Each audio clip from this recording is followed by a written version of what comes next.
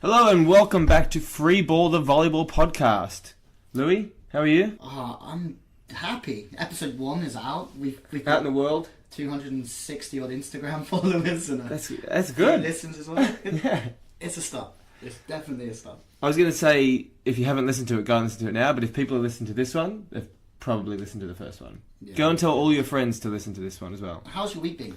Busy. My first week back at work Yeah. after a holiday. So I'm Teaching the kids of the future. the youth of tomorrow. Or the youth of today. Youth of today. The Yeah. future of tomorrow. And how about you? How's your week been? Yeah, good. Busy with this, and I think I'm doing my girlfriend's head in a little bit. I seem to have an obsession with Elton John and putting myself in Elton John songs. Yeah, like no joke. Do you have an example for us? I have two, yeah. Go on. Yesterday I was in a pet shop with her, and I started singing Louis and the Pets. which, Not bad. yeah. That's good. And secondly, where we live, the oven isn't working. I just had to keep the hob on the oven. I had to stay there and push it to keep the food cooking.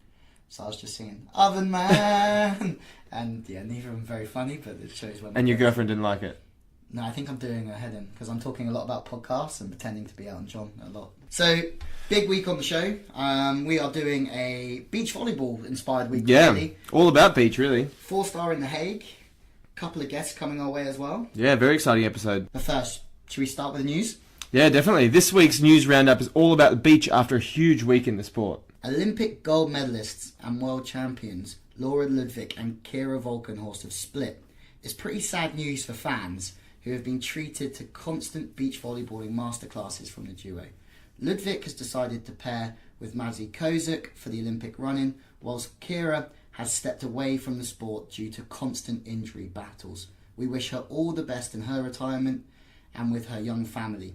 Kozuk is jumping ship and has meant that Julius Suda has partnered with Kozuk's former partner in Carla Borger, leaving Chantal Laboria left disappointed. Laboria Suda won 8 gold medals together, and the shake-up creates some interesting times for volleyball fans. We're going to talk about this in a bit more detail with our first guest. And this week, our first guest is the former Dutch performance coach and newly appointed head of the Centre of Excellence for the Australian National Team program, Margo Wiltens. Last week saw the first beach volleyball event of the year take place in the unlikely location of the Netherlands.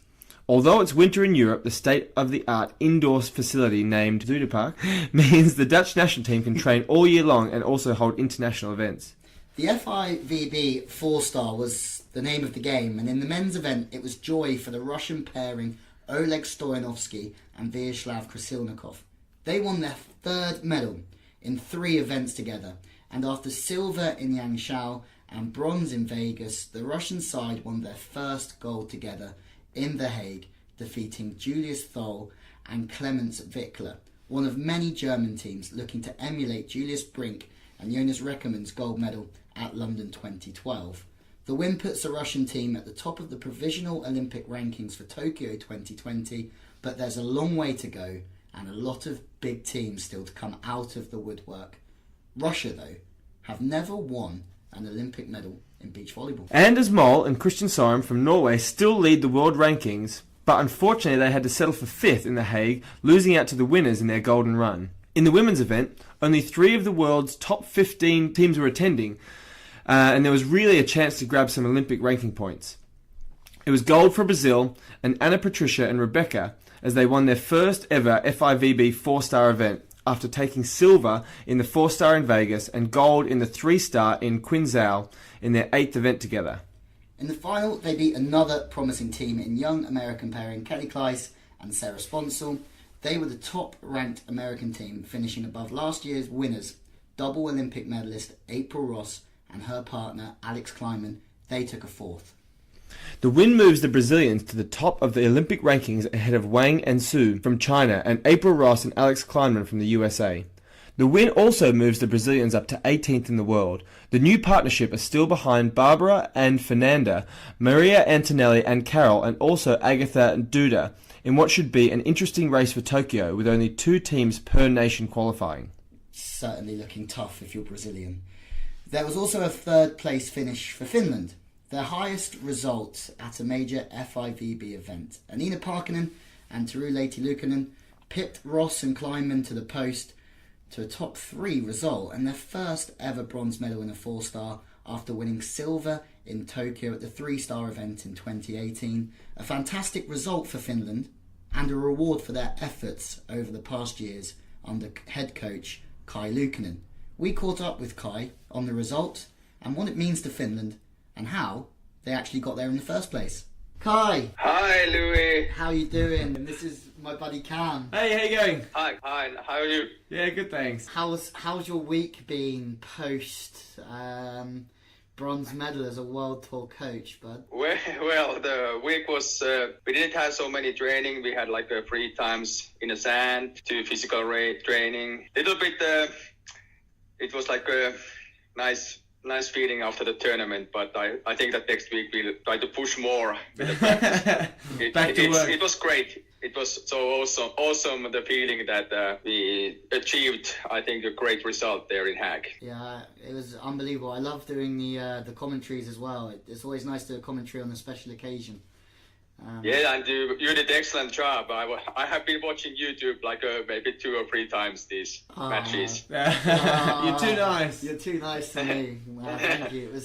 It was cool. I hope I did it justice because I thought the girls played really well and they served so well indoors as well the last couple of sets. Yeah, I think that was the big difference that we won the game. Like our service was so good and also our reception. It didn't fall apart because there was very, very difficult to receive in indoor beach. How did the girls feel about it now? Well, they are pretty excited, but at the same time we must stay humble and continue hard working because it was a great result, but we must think that it was just the beginning of the season. We must work hard and try to do great results also afterwards. That's it. It must be hard to think beyond it when it's such a big event and such a big moment, especially for Finnish volleyball. Yeah, it's very hard. But still, I wouldn't change the day. It was so awesome. Did you get a pay rise? I didn't get fired, so so that's a good thing.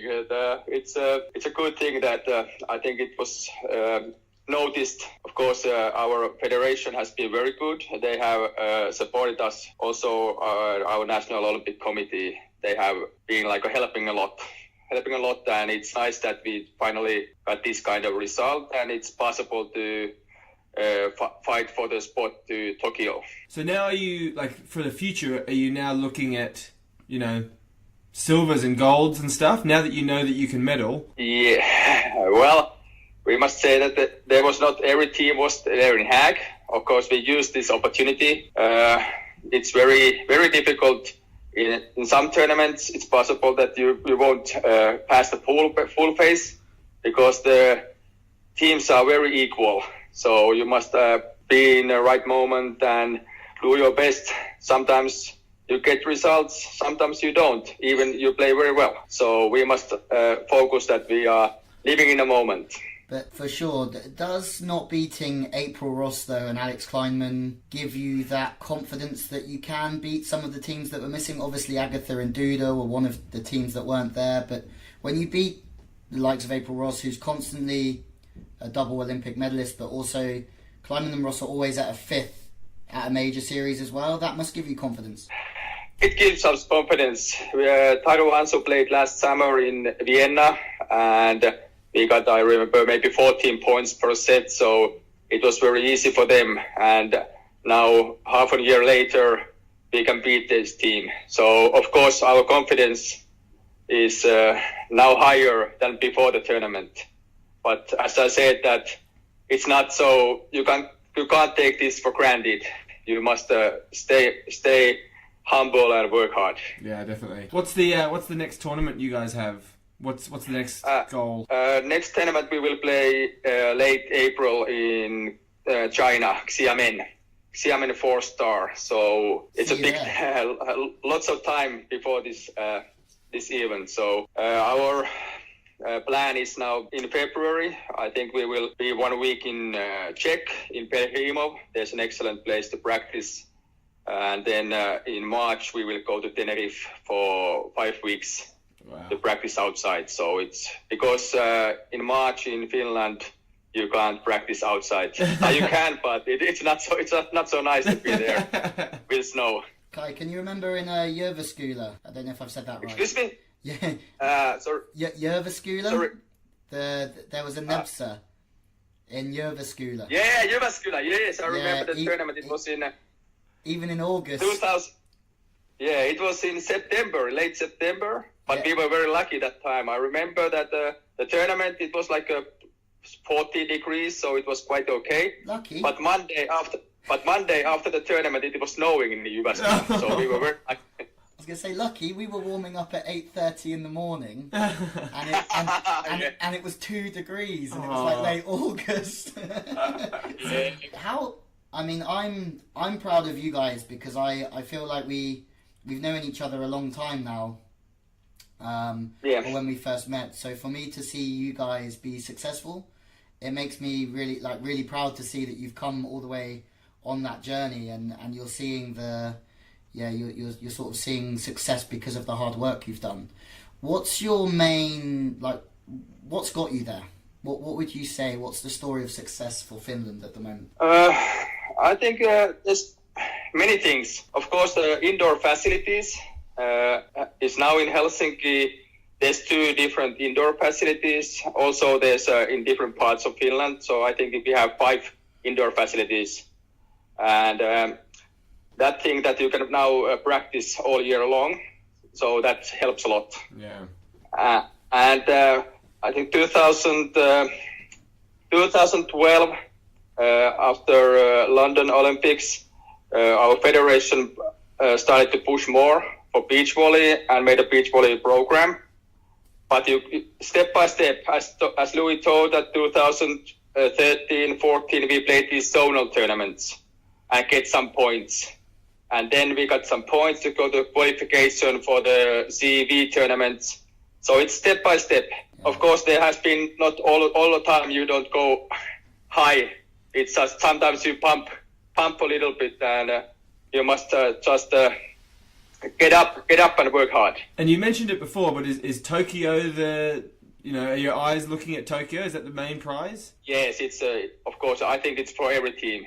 Tokyo is like the thing that we are really focus and try to get there. It's very difficult because there's lots of teams. You can say that there's 40 teams who can make it. Only 24 will get it. So it's not so easy one. But of course we're trying to do it because it was I think the biggest disappointment in my coach career was that we didn't make it to Rio. It was so close and I think we played very well, but we just couldn't make it.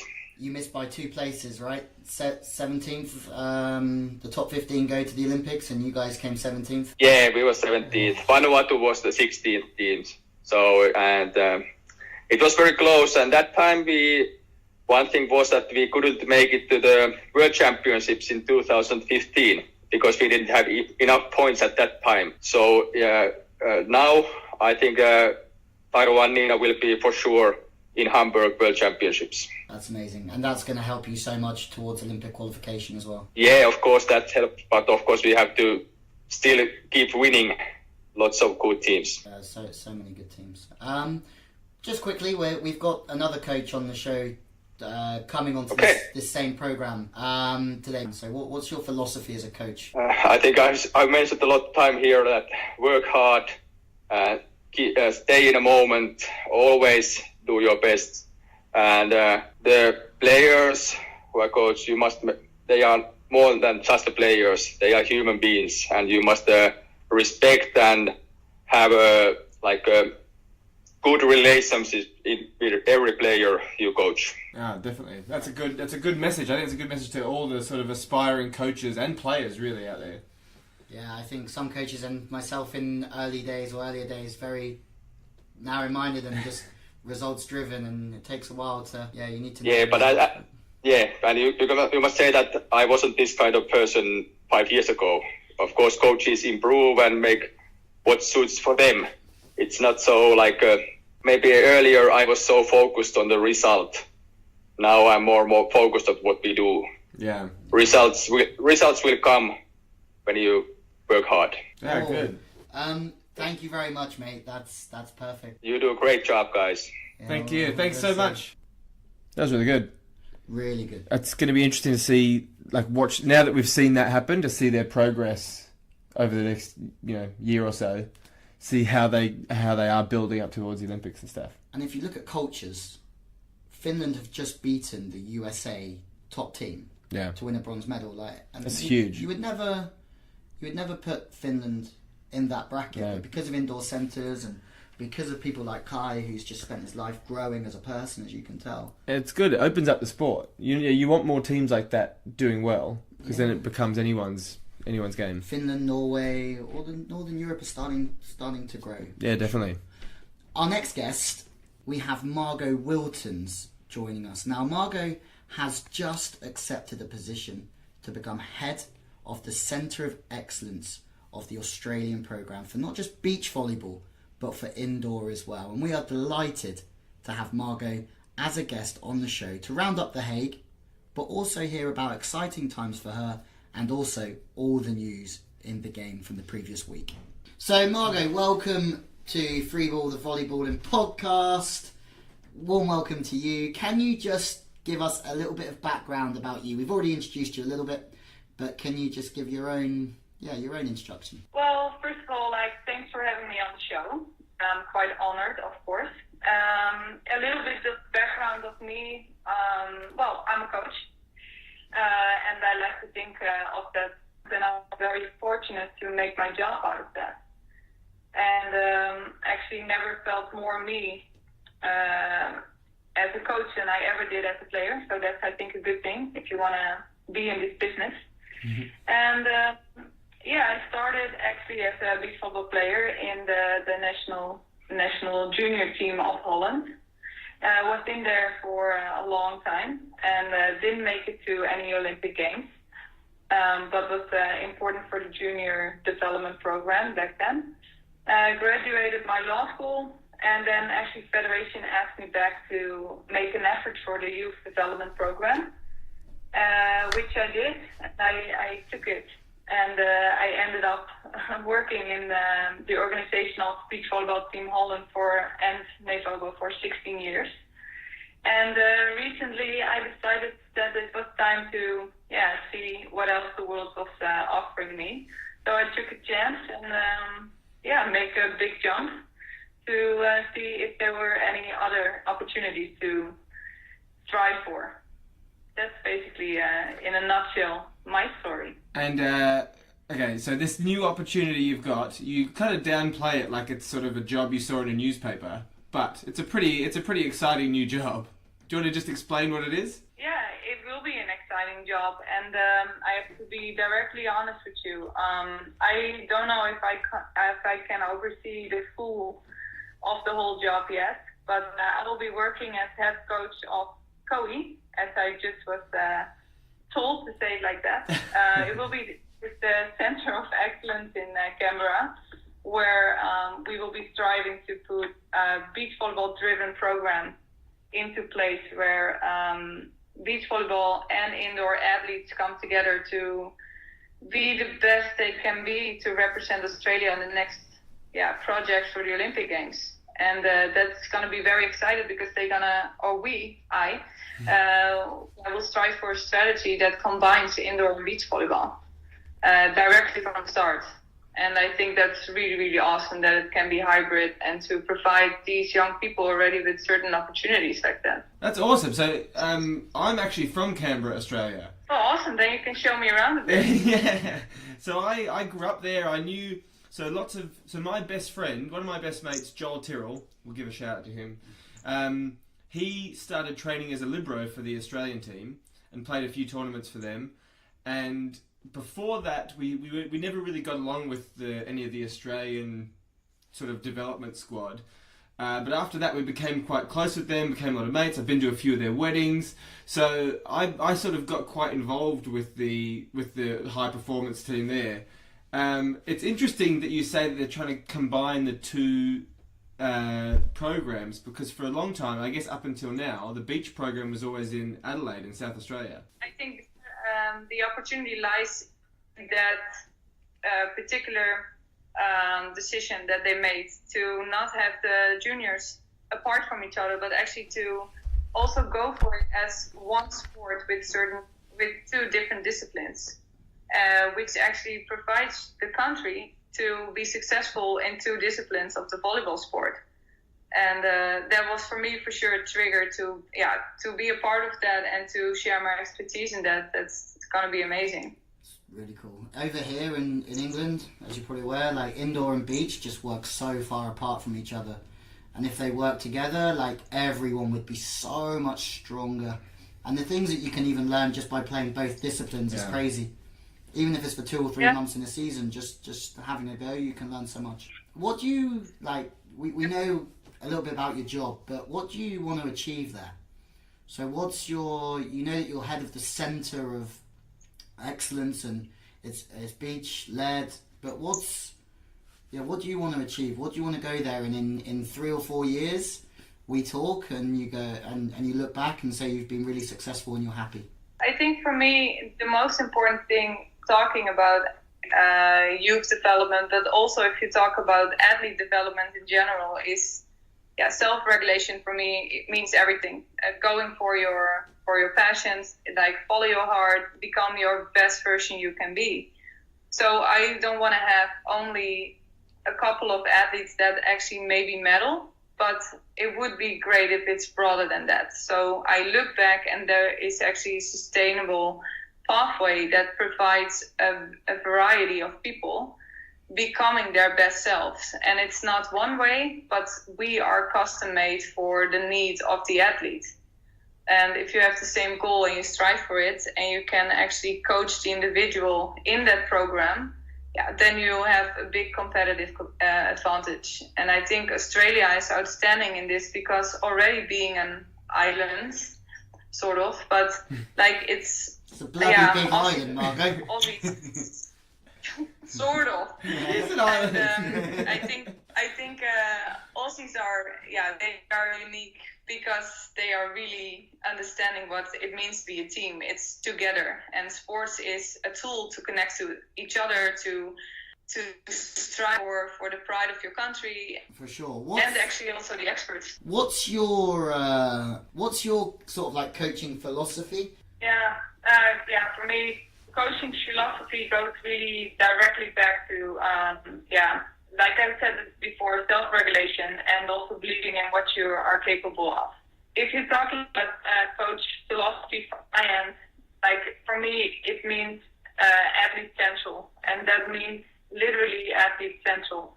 So what is your strength? How can you strive for the best performance you can deliver? And that's all about being the owner of your own success. So as a coach, it's not about it. I find the key and I find the best possible way to provide you with striving for the goals that you want to have, for the aim that you have, and how to actually get there, to make your own decisions, to be capable of your own goals and make that within your own reach. So what you're saying is as a coach, it's not really about what you know as a coach or your ego, it's about what you can empower others to learn and to know themselves. And giving them the skills to do it themselves. Definitely. Yeah, I can tell them anything, but as long they need to experience it and they need to own it and believe it. Can you give us one example where you feel that sort of coaching philosophy has worked for you? I do have an example actually for that. I think one of the most incredible and most thankful moments in my coach career was winning gold at the Under-20 European Champs with Joy Stubbe and Nika Daldrop. Especially working with Joy for a while, she played all the underages, and she was raised in a family where she already got it from the start when she was very young what high performance means. So for sure that helped me a lot, and she was independent the moment she came into the door. But also working with her made me accelerate my own coach skills. So for me, she pushed me to a process, but together we really integrated our cooperation. And we came to a point where we had one goal, and that was medaling at the under-20s. And yes, he became impatient at a moment. And because we had this coach and player relationship based on people first, so we respected each other in a personal way, and we really trusted each other's professional role in our relationship. And that established actually the opportunity to strive for the goal to medal at the under-20s. The moment we got the gold for her, that was the aim. She wanted to win gold. But for me, the whole process and the journey towards it, that's what the essence of coaching actually is. And for me, that's the actual gold. That's amazing. Do you think as a coach sometimes, though, we're all about asking the athlete to focus on the process, but sometimes we forget to focus on the process ourselves? Oh yeah, 100%. It is sometimes. It's like it's so distracting. On one hand, you have to take care of the points. On one hand, you need to get your ass into a competition firstly. So you need points. I need to have a partner. What's the other person doing? Basically, I need to be hired as a coach because I'm good enough. How do I show that I am good enough? And one wise man told me once, have a thick skin. And that thick skin also means protecting your coach philosophy as process first and then the result will come. Being successful for me means finishing your process at your maximum capacity. And you don't always have gold in your hands then, but you can have your maximum performance. And to protect that, sometimes it takes a little bit longer or it takes time, and I don't have short-term successes. But hey, that comes sometimes hand in hand with a goal that is bigger than just a short-term success. And that sometimes really requires to have a thick skin and a long breath, how we say it in Dutch. Mm-hmm. Do you think, how do you find it comparing, like coaching compared to playing? Like, do you find it's easier to have, like, to change your mindset about things? Do you think you're a better coach because you played so much? For sure, it is an advantage that I played. I experienced my being an athlete as quite frustrating. Looking back, I didn't understand a lot of things. But my strength was that I wanted it. And I wanted it badly. And I did everything to get there. Like, I was training my ass off. I was like a pain in the ass because I wanted to know and I wanted to understand. But for sure, I think at the end, I suit the coaching more because I can give more to the people around me instead of only striving for my own success, really individually. I see success that if I can share it and I can empower others, that for me is more satisfying and more purpose-filling than being an athlete myself. Frankly, to be really honest, I don't think I was good enough as well to be really elite performance.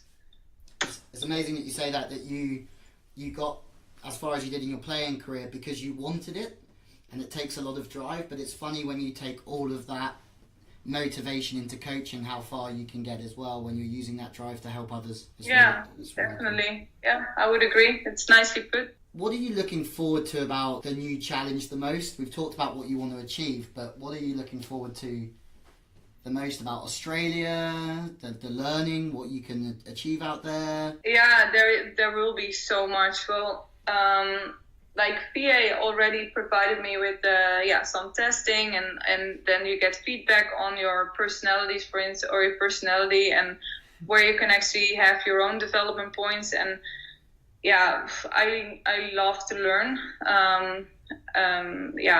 My mom always accused me that I'm one big sponge of knowledge, and I'm always trying to think out of the box and how can we actually achieve that. And I think that's one of the things that I always have in my head. What do you want? Okay, do you really want it? And then you're gonna find a way, left or right or backwards, I don't care, find a way. And in this whole new environment with new challenges, where I know I have to grow again. I have to learn. I have to experience and discover new things. Yeah, that's, man, I'm like being a big ball of shiny me here, because I'm looking forward to just new challenges, the unknown. Like, I don't know the problems yet. I don't know the challenges yet. Let's bring it on and let's see how it will go. And yeah, for sure, I'm highly ambitious. So yeah, I want to succeed in that. Well, talking about the unknown, Cam has a few questions for you. Neither of us have been ever described as a sponge of knowledge. I haven't anyway. Not a sponge of knowledge. But as you're going into the unknown, Cam, being from Canberra, has prepared an Australian questionnaire citizenship test for you. Awesome. So no pressure, but if you don't get these right, they might not let you in. Yeah, you might lose your job. You've had your personality testing, which you're more than welcome to share your personality testing in a minute with us. Exactly. Now I can't back out anymore. Like, okay, let's take a chance. So now I have to take. Thank you for that, for betting me this. Okay, so there's a few questions about Australia, and a few about Canberra, and then one more about the actual Centre of Excellence. So first of all, right. I'll start with an easy one for you. What is Australia's national animal? It's a kangaroo. Yeah, all right. One for one. Okay, question 2. What's Australia's national flower?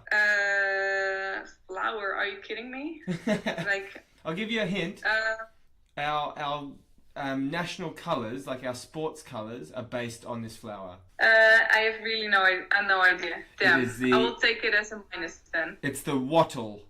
You'll know that now. Okay. There's green and wattle. gold. It's yellow and green, so it's green and gold. That's where we get our colours from. I've never heard of that flower. Okay, question 3. Here's a more general Australian one. Who is the Prime Minister of Australia? Yeah, you're Googling. I can hear you typing. No, I'm not. It's Scott Morrison. You Googled that one. You wouldn't have known that, would you, Louis? No, I definitely didn't know that one either. Okay, question 4, and don't Google this one. No, I'm trying not to type. What is the population of Australia? I'll give you 1 million either side. Population of Australia. Okay, so it's we have 60 million. Like, let's say 250 million people. Almost. You're really close. It's actually 24.7 million. Okay, that's sort of close.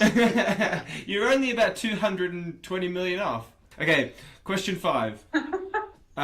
You're headed to Canberra specifically. Why? So Canberra was made only 100 years ago. Why was Canberra made in the first place? This is tough. Because Melbourne needed a little brother. Oh, you're not too far off there. It's because Sydney and Melbourne both wanted to be the capital, and they couldn't decide which one would be which. They made a new city in the middle. Come on, give me at least. We'll give you half a point. Just try. Yeah, for sure. We'll give you half a point. So you're on 1.5 at the moment.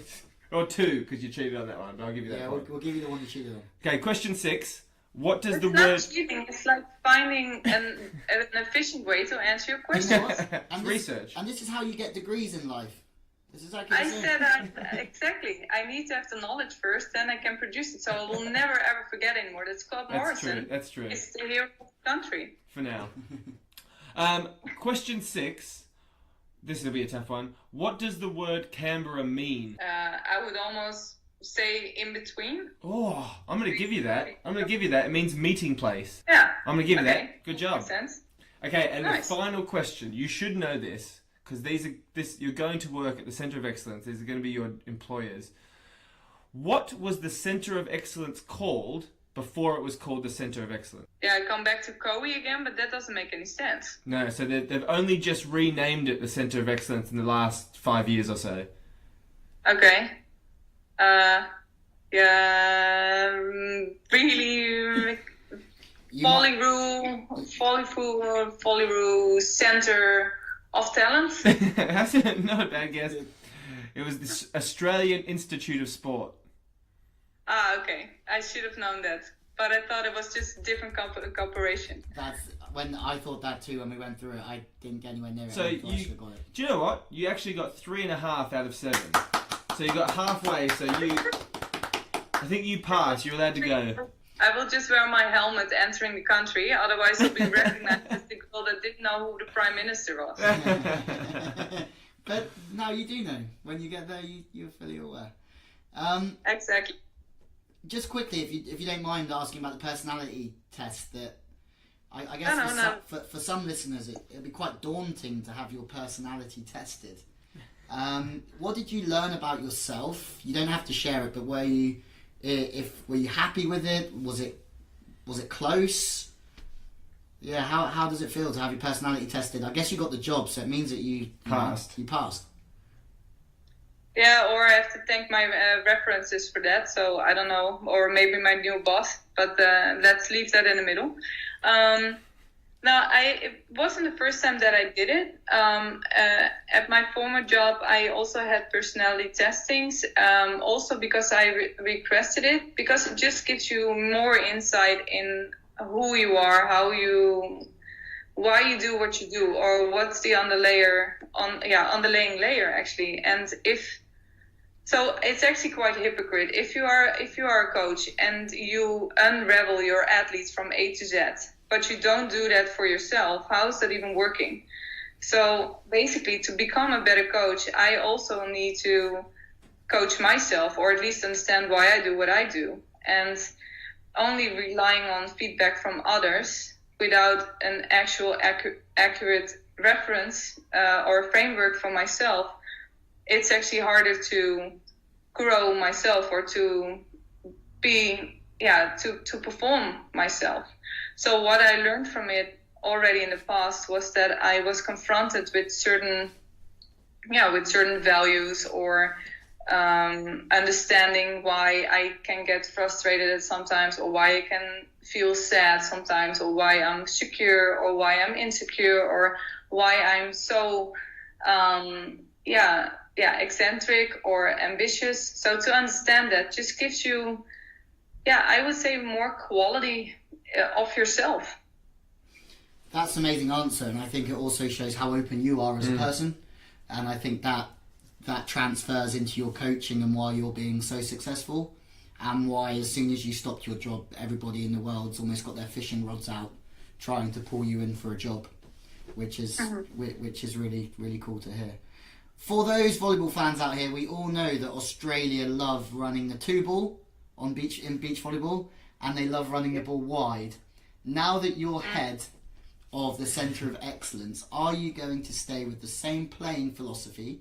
Are you focusing on the playing philosophy, or are you focusing more on the coaching philosophy? But are you going to adjust some of their volleyballing things that they've become renowned for, or are you going to keep it the same? Everything what's a plus already, or what's in place, why would you take that away?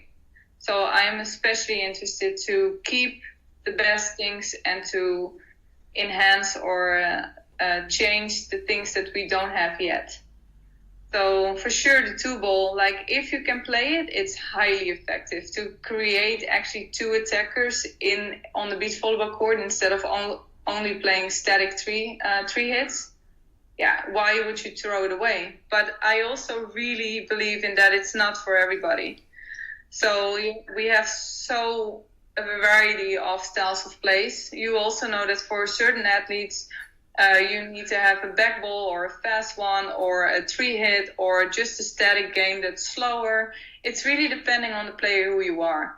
So for sure, I wanna broaden that. Not only say this is the only way we're gonna do it, but this is one way we are gonna do it. And if we're gonna do it, we do it properly and we do it better than the others. So the Hague. Next up, we'll talk about the Hague. You were around for the Hague. How did you find it? It was in your office in the Zuider Park, or your former office in the Zuider Park. Have a good time? Yeah, it was amazing to be back there. I wasn't there for 3 months, so for me personally, it was a lot of fun to catch up with a lot of people. And my time was too short for a lot. It was good to be on the tour again. You saw like the atmosphere was vivid. People were enjoying that, like the tour was going on again. Okay, we started a new year. Let's bring it on. The level overall, maybe I'm ahead of you already, but yeah, I thought it was all right. Wasn't blown away by per se a lot of teams. I think the Russians on the men's side really made their impression, like, be aware of us. Just you can have to keep in mind that it is an indoor pre-season tournament. So for sure, the impact of the serve is so massive on the game. So it's a completely different game than maybe we saw in the last tournaments of the summer, which was outside. People were already in the competition for a certain amount of months. Taking that into account, I think it was a good start of the year with an okay level for this level of competition. It was difficult to pass in there as well. I would have liked to have seen the side-out percentages compared to an indoor and an outdoor event. Highly interesting. Yeah, it would have been crazy. It wasn't the best result for the Dutch in either gender, really. No, not at all. I know, like, there are several teams in there. So you have, for instance, the national team is separated from each other on the female side. There are 3 teams. 2 of them are in national federation. 1 of them is outside the federation.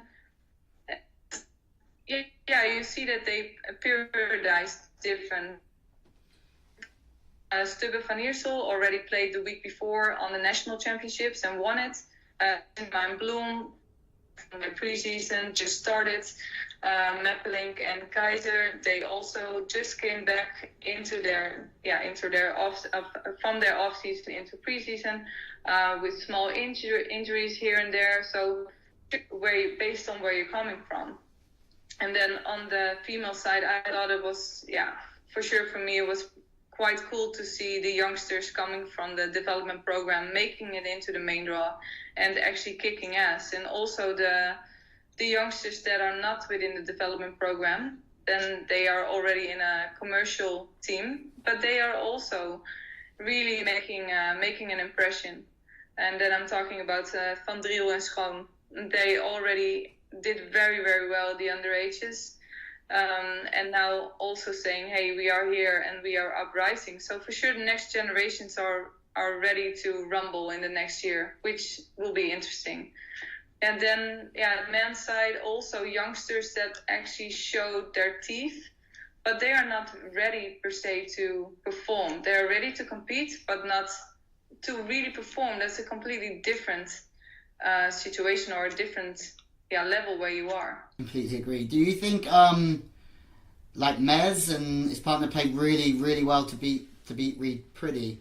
Do you think, just a comment on American volleyball and where that's at compared to sort of Europeans? The Europeans have really started to up their act against sort of the American nations. Would you agree? Yeah, I would agree. But basically, if we had a time where actually Brazilians and Americans, they were the standard. So at one point, if you want to perform, like I said, or you want to be the standards, then you have to step up your game. And I think also in Europe now our advantages, or at least we can compete with them, that the amount of competition was increased. So more tournaments, better level of competition. And if you look at countries who can play actually all year round on a solid level of competition, then you already have your advantage. And I think everybody understood that better and better, that competition year round actually also give you the opportunity to really battle and to play for the medals. It's really good for the sport to see it open up. Like you see in so many sports, not just volleyball, you see certain countries just dominate year after year. And so we can have it open up and it becomes really up in the air when teams can win tournaments. It's just fantastic for the sport. Definitely. Yeah, I think that, like, sports is so broad. It connects people, and we don't have to go into that and like bigger. It's not only about connecting, but it is an entertainment world. And for sure, volleyball gives also business a good opportunity to actually earn money. Like, it's nice to watch. It's entertaining. It's dynamic, and for sure, if you look at beach volleyball, it has entertainment and sport in one. So I think also as an athlete that you have to understand that you are part of that entertainment, and you see that more and more happening. Like, you are actually the product of the money that's coming in. And it's a chicken and an egg story. You need the money to have more competitions, to play for something. And on the other hand, you need money to develop yourself, to pay your coaches, to have the best facilities. And in that, federations also now are interfering in teams and make sure that athletes can actually play instead of battling them. They are supporting, they are uniting. And I think in Europe, you just asked me about Australia and the amount of people. I made the guess because I know how big the continent is. And in Europe, we are so close to each other. So, we are cooperating. Europeans are practicing together. Like, it's competition for me, or like maybe the opposite on the other side next week on the court. But for now, I can use you to make myself better. And I think Europeans understand that very, very well. And that's why also they've stepped up their game, especially against Americans and the Brazilians. It's definitely true what you're saying, that the way that you can train against each other here is becoming so useful. I know even the Australian men's team, when they go into the indoor team, when they go into their training camps, they come over here, they come to Poland for a month and just play games against European teams because it's so much better preparation. Yeah, exactly. Yeah, change of style of play, change of just a different arm swing, just a different speed of the set. It can change so much. Even though you have the best sparring partners in your own country, just that change of competition, that change of challenge is so important to be better. And I think that's how you make success. If you're gonna wait for it and just see up until somebody shows up on the other side of the net, you're already 1-0 behind. For sure. Do you think that's something that you want to bring into your new role in Australia, like getting the Aussies out a lot and training against European teams, or is that something you can control? Yeah, I think I can control it. I don't know if it's per se Europe then. There are, of course, practicalities to take into account. But for sure, there's already a good framework and an uprising framework of competition. But you can have a quantity of competition, but what's the quality of it? So you need to be surrounded by a constant, challenging environment. I think that's important. So if I can make that or can create that by using your European teams or Asian teams, I will do it. But maybe I don't have to look that far, and I can actually already find that in Australia. So that's something that I need to set foot there first to have that inside expertise, because for now I just have the outside observations, I think. That's a great answer. It's amazing. Let's move on, wary of time. Big news this week in world volleyball really is that Laura Ludwig and Kira Walkenhorts have obviously split, with Kira Walkenhorts retiring from the game due to just continuing injury problems. What's your opinion on that? Obviously Maggie Kuzuk has gone with Laura. How do you see that developing? Well, of course, you briefed me already that you would come up with this question. So actually, I did some homework and actually thinking about best ever. What's this situation bringing? For sure, wow. If you look at it from more an objective point of view, it's amazing that Germany has this range of good teams. They are top 20 of the world. There are already 4 teams in January 2019 who are actually top 20 in the world ranking. And then, hey, what do you know? We're going to just shift around a bit, and then we have new teams, and we're going to go for the highest goal. That's on itself already amazing, or at least I thought it, because often we have this discussion, where do you actually get the talent, or we are not blessed with a lot of players or good athletes. That Laura is coming back. She already quoted that before she had her little one. So I think that was never a question, but more the question how. And that Kira has to quit already at this age. For me, it's a waste. It's a beautiful volleyball athlete. Amazing. And the tandem of the two of them is one of a kind. What can I say? Matching up with Maggie. for sure, to turn it around, if Laura asks you to play with her, you don't say no. Yeah. No, for sure. She's a She's special a talent. superstar. Jörg Wagner has still decided, obviously he's still coaching Ludwig and now Maggie as well. That's huge for this team, obviously winning the previous Olympics, but also, stand me if I'm corrected, Jörg Wagner also won 2012 with Brink Reckerman.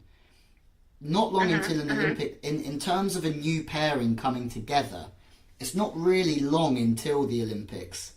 Is Tokyo a little bit too soon for Ludwig and Kuzik, do you think? No, I wouldn't say so. She's in the meantime so experienced, like playing with golfers, then pairing up with Walkenhorts, having this experience, having this knowledge. If you're talking about an athlete that's actually self-regulated and really independent, then it's Laura.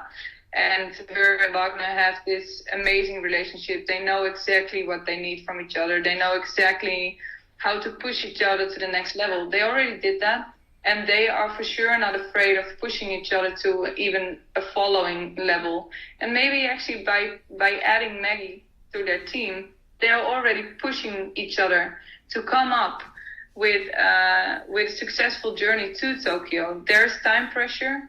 It's clear that there is one goal, and I actually would like, but I have some quotes from Laura. For me, what makes it clear that it's not per se too soon. She says Maggie has everything you need. She's incredibly athletic, insane. She has insane ball control. She's a real fighter. She's ready to invest a lot, and so on and so on. And in every word she's saying about Maggie, she adds an emotion, or she adds a strengthening of the word. So it's not she's just athletic, but she's incredibly athletic. So by saying that, they are searching for elite of the elite. So they will push for being better in every aspect that they can be, and then to chase just for one goal, and that's medaling. So I think if you know how to do that, you can at least reproduce the process. Not per se guarantee the outcome though. It's going to be awesome to see how they go. All right, so we've got 2 more questions to ask you just to finish up. So what's the best or what's the most interesting combination? Yeah. I would love to see Taliqua Clancy with Laura Ludwig. Oh, that's good a good one. Good choice. And have you got one for men's? For sure, Robert Meeuwsen. Yeah. And Smeden. Woo! So you'd pair. have Meeuwsen playing left side blocker, and then Smedens as a right side defender. Exactly. Oh, that would be unreal. Yeah, good choice. Unreal, because especially they're both so dynamic, and Robert is just so not the typical tall guy or whatever. He can move. Yeah. He's a brilliant mover, so I would love to see him play with this incredibly style of Smeden. Yeah. That's amazing. And finally, if you were still playing, so let's if you were still playing, which fictional character would you like to be your beach volleyball partner? Now, this has come from our producer John, and he was laughing about it because he would like to play with the BFG, the big friendly giant, for obvious reasons, is what he said. So if there was a fictional character, who would you like to play with? The main character of Avatar.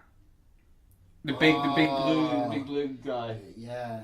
Yeah. I thought you were going to say... Because he's 9 foot, so that would be helpful. I thought you were going to say Lara Croft, but then you're a little bit like Lara Croft anyway.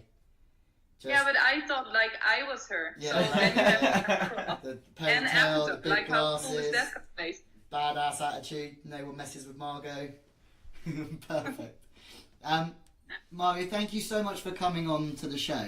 It's been absolutely awesome. You've given us some amazing insights into your coaching and just into volleyball in general. It's been fantastic. Yeah, and even if you're 10% prepared for your new job as you were for this interview, You're going to crush it. Thank you for being so much, organised. guys. It was a lot of fun. If you need some restaurant or some bar recommendations, I'll send them through after this. Yes, I need them and I would love to have them. I don't know if you should. Oh, definitely, because you owe me a visit anyway. Yes. So that will be For sure, I'm coming for sure.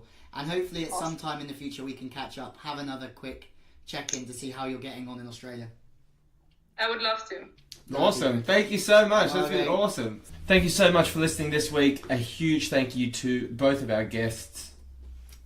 Kai Liukonen and also Margo Wiltens, who's left the Dutch programme but heading to Australia.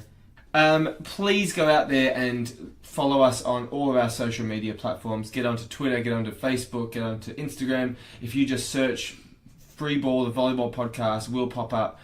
Give us a follow, give us a comment and a like.